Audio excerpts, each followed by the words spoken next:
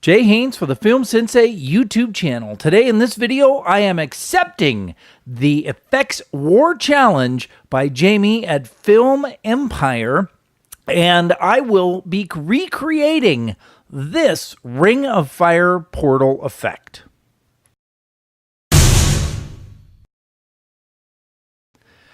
So Jaime over at Film Empire challenged me to create this effect, and so that is what I'm going to do. I'm going to start by using some green screen footage that I filmed outside on this beautiful day of me pushing my hand or arm into the area in front of the green screen that will be used. So what I'm going to do is I'm going to create a new composite shot. I'm going to call this green screen, and I'm going to drag this footage in. And actually, I think I will only make that 6 seconds because it doesn't really need to be much longer than that. And it's just going to, I'm just going to come out and then go back in. And that ought to do it. So what I'll do is, and there's a little bit here of the green screen showing. So you can see that when I drop my green screen footage on here, it looks like, you can still see a little bit there. So I'm just going to do a little bit of a garbage mat. I'll just throw this kind of a thing. Also, I think that I might have a little bit down here. So I'm just going to make sure that that is good. Yeah. And otherwise, I think that that will do just fine. Yeah. All right. I think we'll go make this 4 seconds long because it doesn't even need to be any bigger than that. All right. Now let's go ahead. Now that I've done that, I'm going to go ahead and right click on that and just pre-render it. So that way it will be real quick, and you can see that it's pre-rendering right here. It'll move a lot faster when I'm done with it. Okay. So now I'm going to make a new composite shot. I want it to be 4 seconds. And this is going to be the ring itself of fire. And click OK. I'm going to add in a plane layer. And to that plane layer, I'm going to add the fire effect. Now, if you have HitFilm Express, this does not come with the standard free version of HitFilm Express. You have to buy the starter pack, which I think is only $10. And if you do that, or if you own the pro version, then you can use this fire layer only.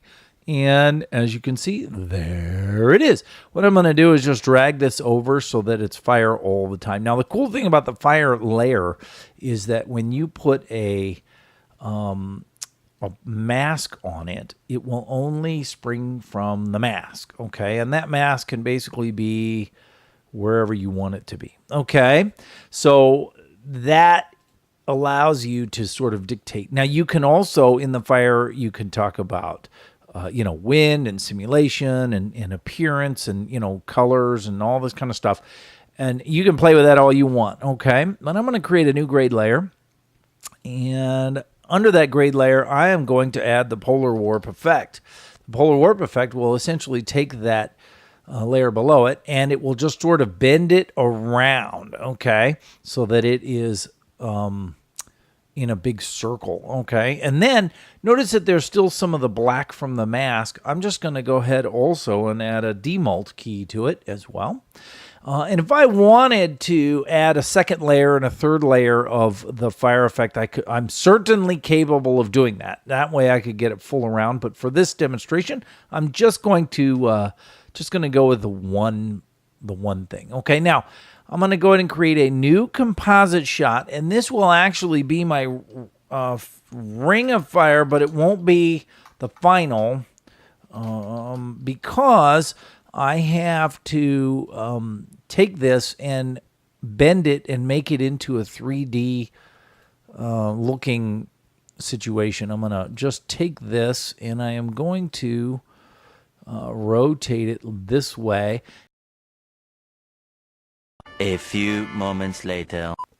And then I will pre-render that. After I have done that, then I can go ahead and create essentially my final shot. So I'm going to create a new composite shot, and I will call it final.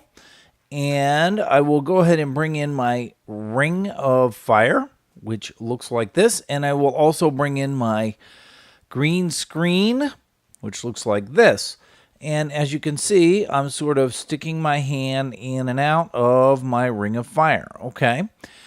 But right now it looks like it's going behind the ring of fire. Well, that's fine. I'll just put the green screen in front. Well, now it looks like the hand is going in front of the fire, right? But what I really want is I want the ability for my hand to go in front of this side, but behind that side. So what I'm going to do is I'm going to go ahead and take my ring of fire, and I am going to open it up, click on the mask, grab my rectangular mask tool, and I'm just going to only go with that part, okay?